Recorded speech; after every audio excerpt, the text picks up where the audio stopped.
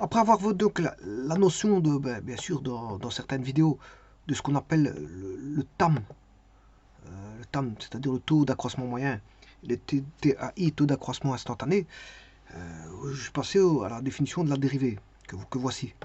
Bon, les vidéos étaient toutes faites sur le TAM, le TAI et le nombre dérivé. C'est un nombre, voilà, c'est un nombre réel, pour autant qu'il existe, hein. Si le nombre réel existe, on dit que la dérivée existe.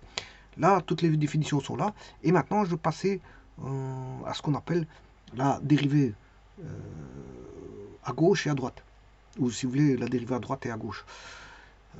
Alors, par rapport à ça, bien sûr, hein, par rapport à ce qui a été vu, donc c'est une continuité des notions qui ont été vues auparavant. Donc, je reprends ces notions-là, mais j'adapte par rapport à la limite. Il y a ces notions de limite, mais je chercherai la limite à droite et la limite à gauche. Alors, la première chose, c'est de se dire que, donc, par exemple, si je calcule à droite, on dit que, bien sûr, f de x, y est bien sûr égal f de x est une fonction, bien sûr, avec un domaine défini, hein, il y a un domaine de cette fonction.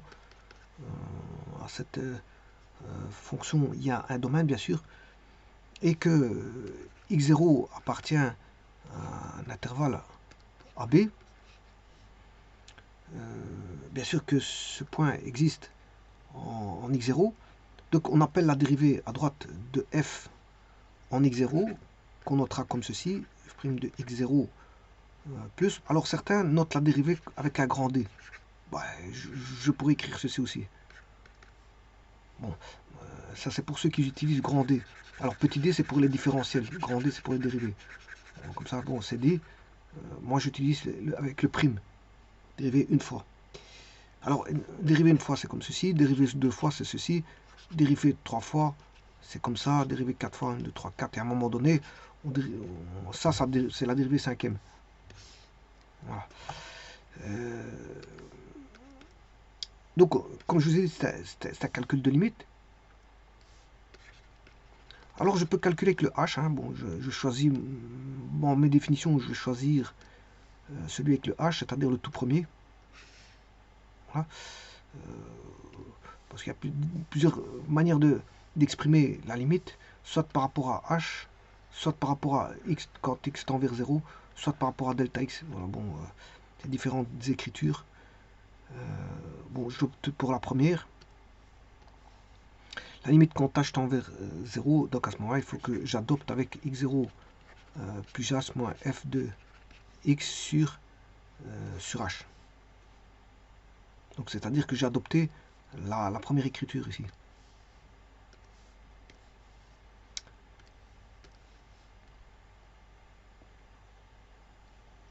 Alors, si la limite existe, parce qu'il faut savoir calculer la limite, bien sûr, c'est quand la limite quand x tend vers 0 plus.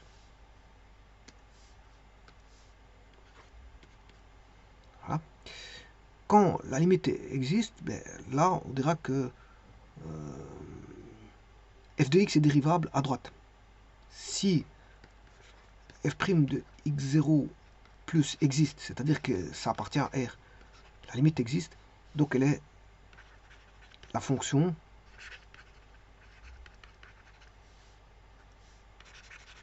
est dérivable à droite.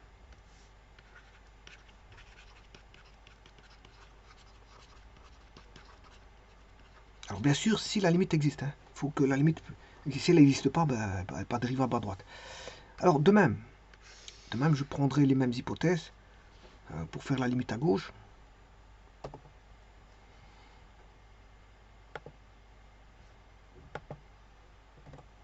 Là, donc j'écrirai que y égale f de x existe avec un domaine qui possède un certain domaine, que x0 appartient à un intervalle AB ouvert, et que f' de x0 à gauche, cette fois-ci, à gauche, la limite à gauche, bon, ici c'est plus à droite, mais ce sera la fonction est dérivable à gauche. Mais un petit instant, parce que je suis en train de juste d'écrire les modifications. Alors pour que ce soit à gauche, il faut que je calcule f de x 0 moins. Donc j'aurais pu écrire df de x 0 moins. Bon, mais je ne le fais pas. Avec un grand D pour dire dérivé. Là, on a toujours f de x0. J'utilise toujours la première avec h. Là, à ce moment, je dois mettre moins. Là, f de x0, voilà. Et ici, c'est non plus f de x0 plus, mais f de x0 moins. F' de x0 moins. Voilà. Et s'il appartient si la limite existe, bon, on dira que la fonction est dérivable à gauche. Si la limite existe. Hein. Alors, quand est-ce qu'on dira qu'une fonction est dérivable?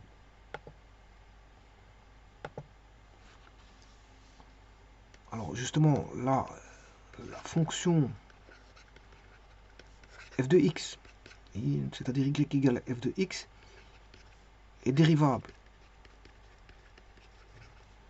en x égale x0, au point x0, ça équivaut à dire, attention, que la limite, enfin la dérivée à droite doit être égale à la dérivée à gauche du point x0. Donc là, à ce moment, on dirait que la fonction est, voilà, quand une fonction est dérivable. Si la dérivée à droite et la dérivée à gauche se concordent, sont les mêmes. Et donc là, on pourra dire que la fonction est dérivable.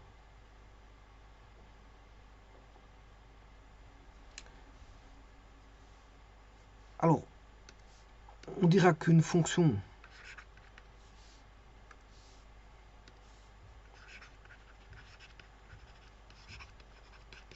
f de x est dérivable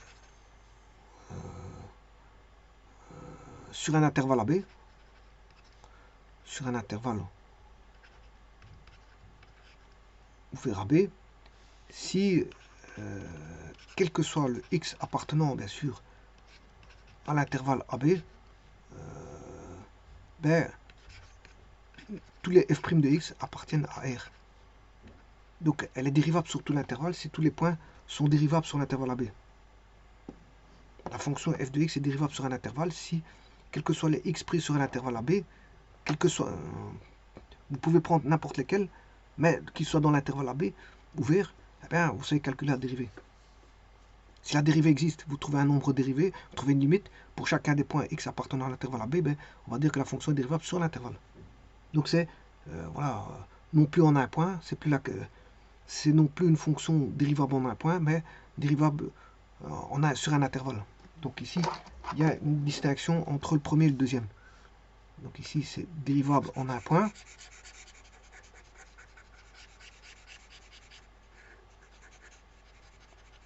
Et dérivable en un point si la dérivée à droite et à gauche existe.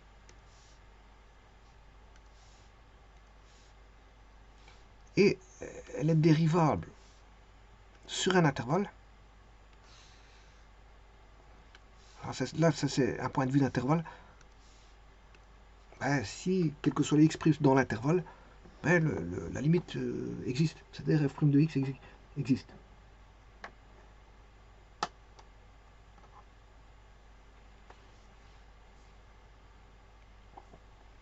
Alors, je ferai un petit corollaire qui va mélanger les deux cette fois-ci. Il va mélanger les deux. Donc je prends dans un intervalle, mais en considérant chaque point de l'intervalle. Donc je vais faire un mélange des deux. Oui, attention qu'ici, quand je dis f de x égale f' de x, bien sûr, il appartient à R.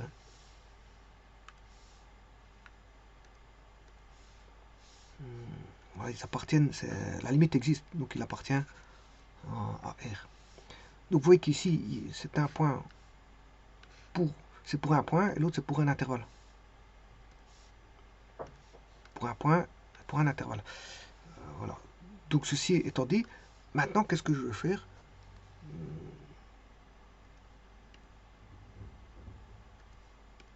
Ben, je vais faire un mélange des deux.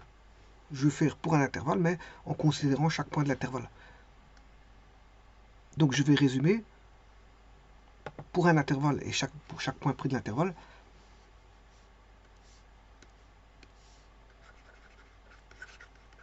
Une fonction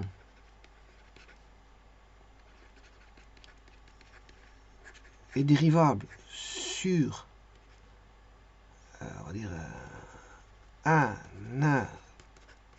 intervalle, on va dire, ouvert AB, dans les conditions suivantes, si et seulement si, et là je vais mélanger toutes les conditions, quel que soit x appartenant à l'intervalle AB, prenez n'importe quel nombre sur l'intervalle AB, tout d'abord il faut que f' de x appartienne à R.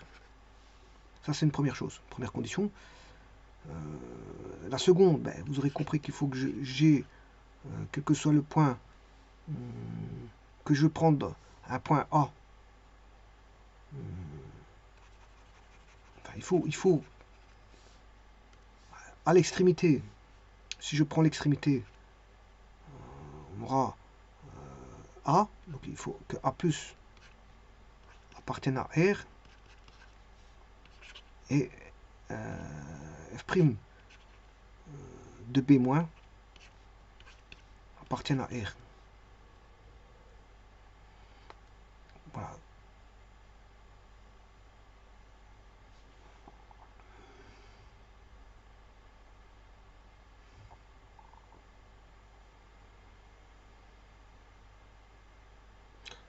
Ouais, attention qu'ici c'est un intervalle fermé.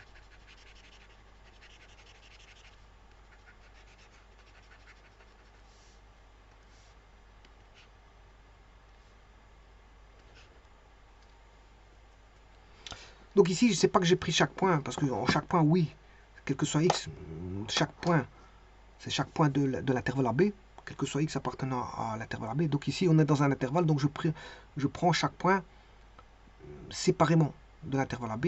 Il faut que pour chacun des points calculés dans l'intervalle AB, ben, le f' de x doit exister. C'est-à-dire que la limite qu'on calcule du rapport delta y sur delta x doit exister, quel que soit le point que vous allez prendre sur l'intervalle AB. Maintenant, comme on a affaire à un intervalle fermé, ben, bon, tout d'abord, tout ça doit se passer dans l'intervalle ouvert. Mais comme on a affaire à un intervalle fermé, ben, il faut qu'aussi les extrémités, le A ben, à droite et le B ben, à gauche, ben, possèdent aussi leurs limites, que leurs limites existent. Et donc là, à ce moment-là, on considère tout l'intervalle, aussi bien avec le A et B que l'intervalle à l'intérieur. Donc l'intervalle intérieur que les extrémités. On considère aussi les extrémités. Donc là, il faut considérer que les extrémités doivent être prises en compte pour dire que la fonction est dérivable. Si les extrémités sont dérivables, bien sûr à droite et l'autre à gauche, mais on dit que dans tout l'intervalle AB, la fonction est dérivable sur l'intervalle fermé AB. Alors que si, bien sûr, c'est une considération pour un intervalle ouvert.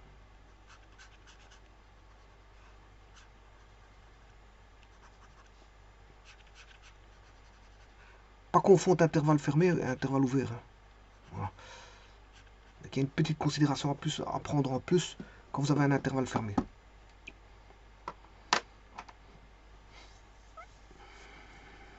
Donc en fait, celui-ci, là, si je prends celui-ci, c'est un cas particulier de ces deux-là. C'est-à-dire que je prends, dans l'intervalle ouvert complet, je prends le K2,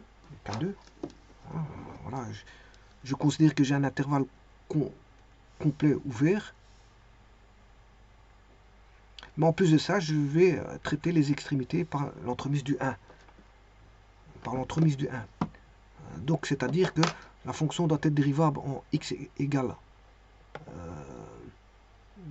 à droite de A et à gauche de B. À droite de A et à gauche de B. Comme ça, je peux refermer, j'ai tout l'intervalle fermé qui est pris en compte. f' de A plus et f' de B moins.